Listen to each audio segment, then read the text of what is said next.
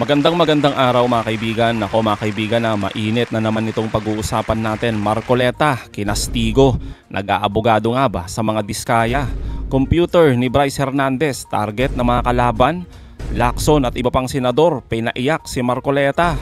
Matapos pagbigyan ng DOJ, si Marcoleta na evaluate ang mag-asawang diskaya kung sila nga ba ay kwalipikado bilang maging state witness. Abay ang resulta, negative. Kaya naman nagwala itong si Marcoleta at tila kapansin-pansin ng taong bayan na para bang nag-aabogado sa mag-asawang diskaya. Kaya naman bineltahan ang galawan ni Marcoleta kung bakit ba gustong-gusto niya maging witness ang mag-asawang diskaya pero ayaw niya namang ipabalik ang ninakaw nila sa taong bayan. Samantala, dahilan bakit ayaw dalhin ni Bryce Hernandez ang kanyang computer sa Senado na naglalaban ng resibo at records, ibinunyag ni attorney. Nako, abangan nyo yan ang pag-uusapan natin. Pero bagong lahat, pakilike muna ating video, pakishare na din po, subscribe na po kayo sa ating channel. Unahin na po muna natin ito mga kaibigan. Hindi na natuloy si Bryce Hernandez sa muling paglabas nito sa Senado upang kunin ang kanyang personal computer sa kanilang bahay. Ito ang kinumpirma ng Senate Office of the Sergeant at Arms o SAA sa gitna ng investigasyon ng Senado sa mga anomalya sa flood control projects. Sa kabila ito ng isa pang pagkakataong ibinigay sa dating opisyal ng Department of Public Works and Highways na kunin at dalhin ang kanyang computer sa Senado. Inaasahan ng Senate Blue Ribbon Committee na posibleng maging ebidensya ang mga makakalap ni Hernandez laban sa mga isinasangkot nito sa katiwalian. Sa isang mensahe, inihayag ni retired Police Major General Mau Aplasca na ayaw ni Bryce na i-turn over sa komite ang computer alinsunod sa payo ng kanyang abogado. Nauna nang pinayagan si Hernandez na lumabas ng Senado upang kumalap ng mga pruweba na susuporta sa pahayag nito laban sa ilang personalidad. Pinauubayan naman ni Lacson ang pagpapasya kay Hernandez dahil ito ay kanyang computer. Nilinaw din naman mababatas na walang conflict sa ICI kung sino man na makakakuha ng computer ni Hernandez. Ito ay lalo pat lagi niyang sinasabi na ito turn over din ng Blue Ribbon sa komisyon ang makukuha nilang mahalagang ebidensya. Alam nyo mga kaibigan, napaka-importante talaga yan yung computer ni Bryce Hernandez. Kasi nga naman, nandyan lahat yung mga dokumento, mga resibo, mga records, kung saan meron talaga mga transaction mga kaibigan na nangyayari between sa mga district engineer, kina Bryce Hernandez, at sa iba pa, mga contractor, at syempre sa mga politiko, mga congressman at senador. Kaya nga pinagkakainteresan yan, gusto atang itamper yan, gustong sirain ng kung sino-sino mang mga kalaban dyan. Pero mga kaibigan, binabaliktad yung narrative. Ginagawang masama itong si Senator Lacson. Siya daw yung nagkaka-interest pero hindi ho. Malinaw naman at alam din ng kampo ni Bryce na matindi yung tiwala nila kay Senator Lacson. Ang dahilan lang po kung bakit ayaw nila na idiretso sa Senado dahil po dito. Pakinggan po ninyo to. Doon po sa computer kasi talagang nakahimay na po yung mga projects and then yung mga proponents. Ngayon doon sa mga proponents, kasi hindi nyo po makikita sa GAA yan no? Yung kung sino yung nagpasok Yes. Pero dito sa computer niya ni Bryce, nandoon po yung mga proponents, no? And doon sa mga proponents, may mga ilan-ilan na mga personalities. Yan sasabihin ko po na meron pong mga senador, meron pong mga congressmen. Ang dami pong ebidensya po na nasa loob, no? At the very least, ito yung matutukoy natin kung sino yung proponents. Kasi pag tiningnan natin yung GAA, hindi nyo makikita kung sino yung nag-propose And dito mahuhuli mo talaga because nandun sa talaan You know, si Bryce was able to talagang specify kung sino yung tao na nagpasok nitong mga proyekto na to, how much yung halaga, saan yung lugar, and therefore we can already somehow extrapolate kung totoo yung sinasabi na SOP. Alam na natin ngayon kung ano yung SOP nitong mga taong ito. Well, ako from a legal professional, I think it is just right na kung ikaw yung inaakusahan, dapat hindi ka binibigyan ng pagkakataon na magtanong. Delikatesa na lang di ba? In other words, iwanan mo na yan, let somebody else do the questions for you. Pwede naman Pero yung ikaw yung nandoon, nagkakaroon ng element of intimidation di ba? Parang parang kung kunyari, ikaw nagsampa ka ng kaso laban sa isang judge, tapos yung judge na yun mismo yung nagtatanong sa'yo, at yan din yung magdidesisyon, ang pangit tingnan. Kahit si Bryce talaga, siyempre, mag-iisip talaga, teka, ako ba ay nandito para maging malaya yung at i-consider yung mga sinabi ko, or talagang ang objective lamang ay magmukha akong tanga dito? Totoo naman, di ba mga kaibigan, yung sinasabi dito ni Attorney Fortune, mas maganda talaga na idiretso na lang yung ebidensya na yan, yung mga computer, doon sa ICI. Kasi nga doon talaga, independent body yun talaga eh. Kumbaga, walang politika doon. Pagdating dito sa Senado mga kaibigan, yes, may tiwala sila kay Senator Lacson. Pero yung iba, wala silang tiwala dyan mga kaibigan. Okay lang sana eh kung ang talaga nag-iimbestiga dyan si Senator Lacson lang, Senator Soto at yung iba pa. Mantakin nyo mga kaibigan, yung mismong idinidiin, nandoon. Tapos nag-iimbestiga. Kaya nga sabi ni Attorney Fortun, dapat sana kung may mga delikadesa yan, wala naman talaga. Sana mag-inhibit. Mantakin nyo mga kaibigan, nandoon eh. Di ba? Naglilinis ng kanilang bakuran. Tapos ibibigay pa natin yung ebidensya dyan mismo sa Senado. Naloko na pag ganun mga kaibigan. Kaya laging sinasabi ni Senator Lacson na mas mabuti na maging state witness itong si Bryce Hernandez. Pero mga kaibigan, syempre sa mundo kung saan mayroong palabas, laging may kontrabida. Tulad na lamang nito mga kaibigan, si Marcoleta nagwawala mga kaibigan dahil hindi ata napagbigyan itong mga diskaya na gawing witness. Tapos ayaw pang ibalik yung pera. Pero si Marcoleta mga kaibigan, nagwawala. Pakinggan nyo ito mga kaibigan. Senate President. Senator Marcoleta. Thank you, Mr. Chair. Mr. Secretary, a couple of days ago, in the last hearing when you were here, we somehow settled the issue that restitution is not a requisite for an applicant to the WPP. Is that correct? It's not in the law. But sa akin ko kasi, hindi lang po batas na nagdidictate dito. It's also what is morally right, what is expected of us. Yan po kasi, kahit hindi nilagay sa batas, mga given po yan sa ating lipunan. What do you mean by that, Mr. Secretary?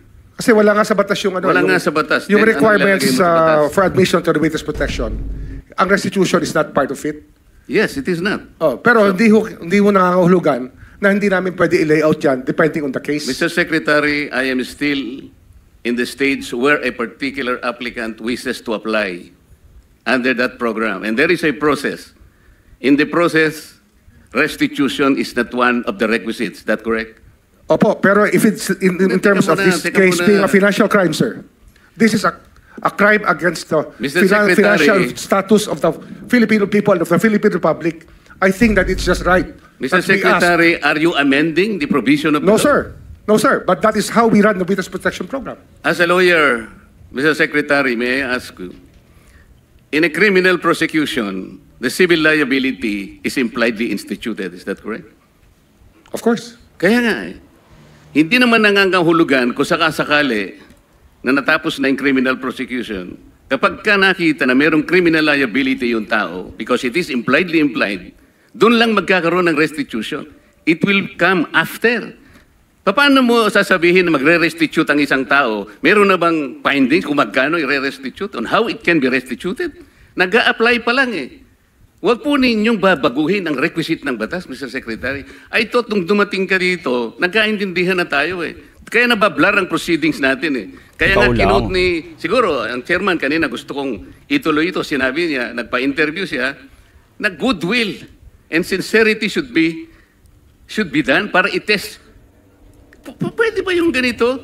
I respect your opinion, sir. But it is not my opinion, it is in the law, Mr. Secretary. Yes, sir. Yes, sir. But I am operating... The arbiter sir, is the law. Sir? May I speak, sir? Yes, you I'm are operating from the vantage point of the reason behind the law, sir. What is the reason behind the law? So that we can get justice, and justice can only be attained if there's restitution. So that is the principle behind all of these things that we are talking about now. Mr. Secretary, restitution will come after. It cannot be. Sir, it can come before or after, sir. It can come before or after. You cite the law that it come before. Wala nga po sa batas Huwag po ninyong babaguhin ang batas, Mr. Secretary. We are operating on a unique set of facts, and we are, all of these matters are being evaluated because the gravity of this financial crime cannot be underestimated, and that the more assets that we're able to preserve at the outset, the better for our country, sir. Mr. Secretary, I'm very sorry for such a reasoning like that. Alam mo, nakikinig I'm very sorry, sir. bansa. Also, sir, I'm very sorry too if you do not agree with me. But I respect your opinion, sir, and we will carry out our job as we as we deem fit, as we see. Mr. Chair, I said that the I country am not needs. expressing an opinion here. I am articulating the provision of law. You do not change the provision of law, Mr. Secretary. You may be disbarred from doing this. Wow. Then, it's your Sino opinion, ka sir. para It's your magsabi option, yan? sir. Sinabi ko na nga, hindi ko opinion ito. I am Then it's your option, articulating sir. the provision of It law. is what you wish to happen. That you may proceed Ikaw ang with what you nagbibigay wish. ng opinion, nilalagay mo yung restitution to test the goodwill of a possible applicant. It is not in the law. Unless you are able to point out the provision of law that it come before. Hindi ganun eh. Sabi mo na nga, and we admitted, impliedly instituted ang civil liability, but this will come eventually after the court has pronounced kung magkano ang ibabalik niya kung meron man. Not before. Thank you, Mr. Chair. Are you done, Senator Marcoleta? Sa totoo lang mga kaibigan, mahirap talagang tanggalin no, sa kaisipan ng taong bayan na itong si Marcoleta ay para bang nag-aabogado dito sa mga diskaya. Gets naman natin mga kaibigan yung ipinupunto niyang batas na yan na wala naman talagang nakalagay doon. Para lang maging witness ka, kailangan ibalik mo muna yung pera. Tama siya, wala naman po. Pero mga kaibigan, paano na kung ito yung sitwasyon? Taong bayan na yung humihingi, naniningil dyan sa mga diskaya. Anong gagawin ngayon ni Secretary Boying Rimulya? Diba? Ano, susundin niya yung nakalagay dyan sa sinasabi ni Marcoleta? Kung ang kapalit taong bayan naman yung makakalaban mo. Kaya nga sinasabi talaga pinagpipilitan ni Secretary Rimulya, ito yung morally right. Hindi ba naiintindihan ni ni Marcoleta? At saka isa pa mga kaibigan, bakit mo linilekturan si Boying Rimulya? Eto na lang mga kaibigan tignan nyo kung ano yung track record ng dalawang yan pagdating sa pag-aabogado mga kaibigan. Nakakahiya naman sa'yo Marcoleta. Oo. Tapos sasabihin mo pa na eto yung batas. Sa totoo lang mga kaibigan, pareho naman silang abogado Pero yan kasi yung pananaw mo di ba? Interpretasyon mo sa batas.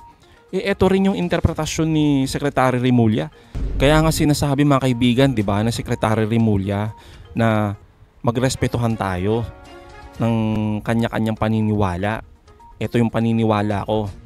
Ito morally right.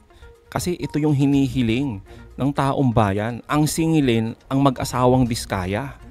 Pero bakit ganun mga kaibigan? Itong si Marcoleta, ayaw. Pinagpipilitan niya talaga, ito yung batas Ito yung batas.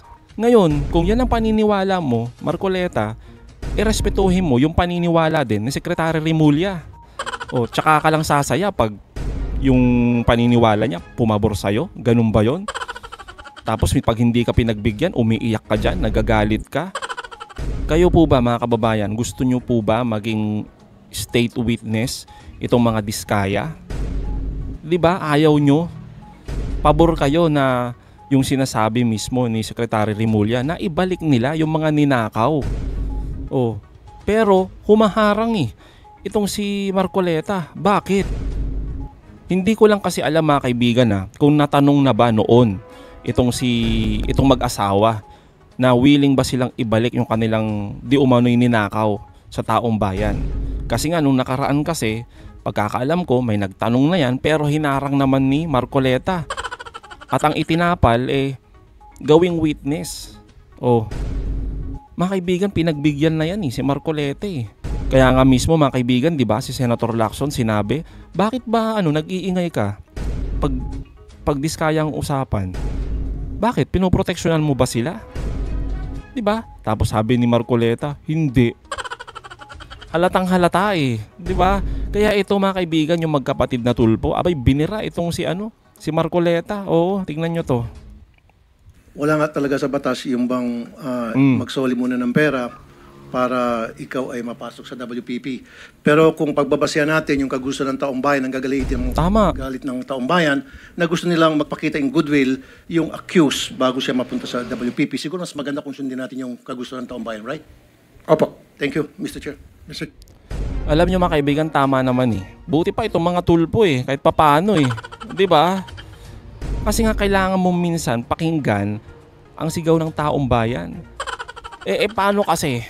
Hindi ata alam ni Marcoleta yan. Ang pinapakinggan niya lang kasi yung mga alipores ni Duterte. 'Di ba? Na ang sinisigaw, PBBM resign. Oo, hindi ata nakatingin sa sa malawakang sigaw ng taong bayan na panagutin lahat ng kurap. Ibalik yung mga ninakaw nila. Tapos ikaw naman nakaharang dyan. Naku talaga Chair, Yes, there's also, Senator. I would like to manifest that hindi ko alam kung nakikinig ho tayong lahat yung sigaw ng taong bayan na libo-libo sa People Power Monument sa Luneta. Hindi lang po pagnanakaw, they were also shouting, ibalik yung pera nila. And I believe the Secretary of Justice heard that. And I believe Malacanang heard that. Kaya nga po, dito po sa mga kontraktor, mga opisyal, isole ninyo ang pera ng taong bayan. Hindi po batas ang pinag-uusapan. Wala ho tayong pakialam sa batas na yan. Sometimes, you have to bend the law to be able to please the people. Mas mataas po ang taong bayan sa batas. Am I right, Secretary Remulla? Yes, sir. Mr. Chairman. Thank you, Mr. Chair. Well, mga kaibigan, may punto naman dito si Erwin Tulfo, kaya siya nagagalit dito kay Marcoleta, 'di ba mga kaibigan? Pero yung sinabi niya na mas mataas ang taong bayan kaysa sa batas, well, siguro mga kaibigan dala na ng galit. Pero alam naman natin na no one is above the law, 'di ba? Tandaan po natin 'yan. Pero mga kaibigan, pagdating dito kasi sa usapin na 'to, kaya nga malinaw yung sinasabi ni Secretary Boyong Remulla na itong kaso na 'to napaka-unique, sabi niya dito sa usapin na 'to sa mga diskaya. Kasi nga unang-una mga kaibigan paano mo naman ipapasok sa state witness itong mag-asawang ito kung una pa lang nag-admit na sila na meron talaga silang ginawang kabalbalan. At ang laki po ng ninakaw nila sa taong bayan. 'Di ba?